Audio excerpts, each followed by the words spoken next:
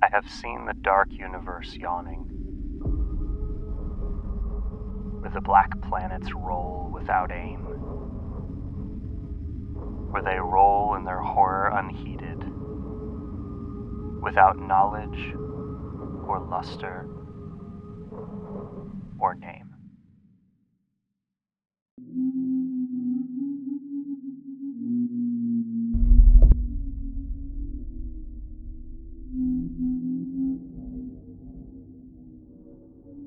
There is a fascinating subgenre of horror which emphasizes the insignificance of humanity in the grand scheme of the universe. Our existence, beliefs, and struggles are meaningless to strange, otherworldly, greater forces which operate on a scale that defies understanding. Forces so vast and alien that the human mind cannot fully comprehend them, often leading to madness or despair. Psychological breakdowns. My mind is ill-equipped to process the true nature of these forces. The genre often evokes a sense of existential dread, as characters, and by extension the audience, are forced to confront the fragility of their understanding of reality. The realization that the universe is indifferent or even hostile to humanity can be deeply unsettling. It relies heavily on atmosphere, using slow builds, eerie descriptions, and a sense of inevitability to create a pervasive feeling of that dread. The horror often lies in what is not shown, leaving the audience's imagination to fill in the gaps. I am, of course, talking about cosmic horror, also known as eldritch horror, also known as no one can imagine it, no one can describe it. Ooh. Tentacle Man! And we're in the ballpark! That's kind of, I don't know. Cosmic horror taps into deep-seated fears about the unknown and the limits of our understanding. It challenges our sense of control and reminds us that the universe is far stronger and more terrifying than we could possibly imagine. The emphasis on atmosphere, ambiguity, and that existential dread make it uniquely unsettling, and the concepts presented are often very thought-provoking. And tonight, we're going to be exploring a project discovered in the depths of YouTube that serves as a fantastic example of that genre. A video titled Existence No Longer Exists. We open by giving context to the world we are about to enter, and by trying to explain a simple concept that, despite its simplicity, is objectively impossible. In the 2032 Milkdromeda galactic year, the undamaged HC-8L radio telescope in the Onjin Remembrance Garden received a radio signal from the Hercules Corona Borealis Great Wall. Now pay attention to the name of that galactic year. Milkdromeda? This seems to imply that Andromeda and the Milky Way have merged to become one, which means that this takes place in the very, very distant future. When processed, the signal was revealed to be part of a massive something moving at high speed in the direction of local prime group. A specialized, uncompromised group of units was tasked by command to investigate the nature of the signal. I wonder what we mean by uncompromised. All the units were later discovered deceased, with the research results destroyed, leaving behind one simple message: math never existed. Entire clusters of galaxies started to disappear one after another, and after decades, a violet formation of unknown objects appeared in the sky. That something which sent that signal is getting closer and closer to me. What follows is a visual representation of the aftermath of breaking reality as we know it. The lights of the earth start to click off one by one, as though some being shut off the power supply to a Walmart. A purple shape appears in the sky, hurtling down out of that space we assumed was empty. And soon, there are thousands of them hovering, replacing the familiar stars and realigning the cosmos into some doomed caricature. Atop a tower, we can see a symbol, an upside-down triangle. This was all Bill Cipher's doing, wasn't it? That sneaky son of a... The inherent sequences of the structure of the universe unravel before our eyes. Then the landscape shifts as tentacle beings rise out of the ether and primordial ooze, bearing the sign of the triangle. We watch the world burn. The colors fade away, replaced by blood reds and violets, and just unending darkness as weird lights swirl through the now empty sky before reaching down to enact further destruction and new creation. The shells of long-abandoned artificial stars, held together by autonomous anti-expansionary devices, were destined to fade into obscurity along with the rest of the universe.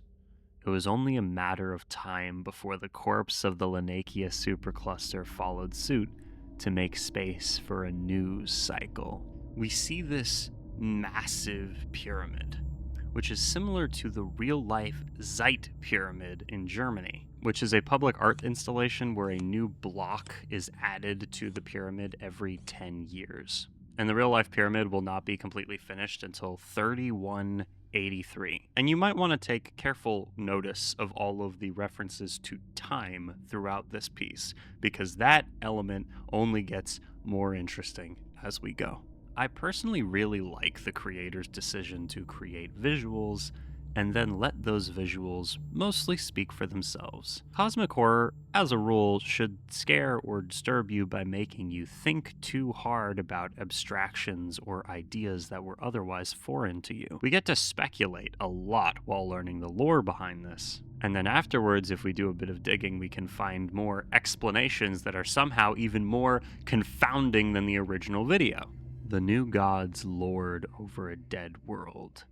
We see them standing in their filth. We see them surrounding our planet. At least we know maybe somewhere out in the abyss of space there could be help from gods, from aliens, from something.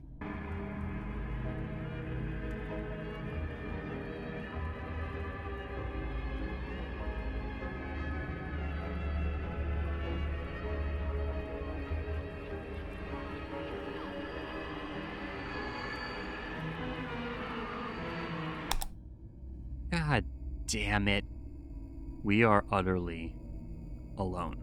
The stars are eyeballs staring down at us as the color drains from the earth. Looking into the machinations of the creatures, we see strange geometry and odd sigils, letters, and codes scribbled between the margins. A horrific eye stares and then ascends with its brothers. Is that a spaceship, or are those holes in space? Gods are dead. The cycle is broken. They tried to be it. They wanted to free themselves from their finite torture, finding the horrifying truth of their existence with a forcefully finite painted infinity of iterations. They created it to find the solution.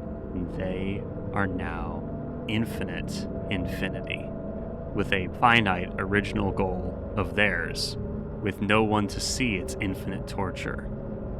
They made for it in its infinite portrait of limitation. Oh my god, holy shit, what a mouthful. It is alone forever, in an instant that never ends.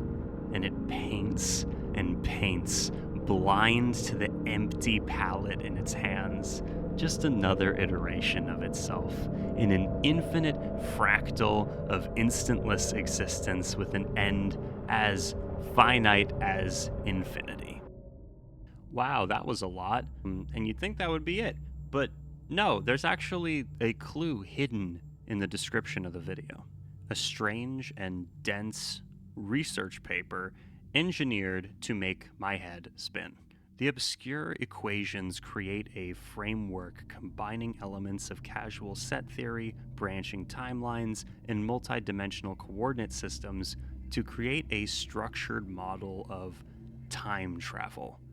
The axioms enforce consistency and try to prevent paradoxes, allowing for controlled changes across different levels of time paths. And while the formalism in the paper is, like I said, dense, the actual ideas in the paper are, number one, just very interesting, and number two, more importantly, relate to the idea of existence as we understand it coming to a close. What I'm getting from this, what my personal interpretation of the whole thing is that humans flew too close to the sun by trying to become God or God-like, essentially shifting or removing fundamental elements of reality through utilizing some kind of time travel device. And then they tried to stop it, but by that point it was too late, and to put it bluntly, we screwed ourselves. I really like how the piece doesn't over-explain itself. It's mainly carried by the visuals and the scraps of plot that we have to go digging for, and then eventually you find this research paper you get to decipher. It's super fun. Independent art is the best. And what's really cool is that this isn't even the only video on the channel. I found at least 2 more that seem to be in the same storyline that explain even more. Let me know if you're interested in seeing more by liking this video and then rewatching it a million times. Anyways, thanks for joining me. Be sure to tune in next week where I will have finally cracked the code to becoming human. We are Legion. See you in the next transmission.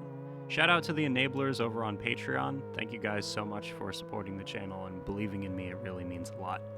Thank you to Cuba, Bat Noise, Fenix, Kettle, Hadley, Bees, Lori, Joy, Tommy, Amelia, Boris, Pan, Thomas, Audrey, Justin, Lou, Ray, ZK, Tom, Dave, Elkie, Stardrop, Nude, George, Joseph, and Mr. Fox. See you in the next video.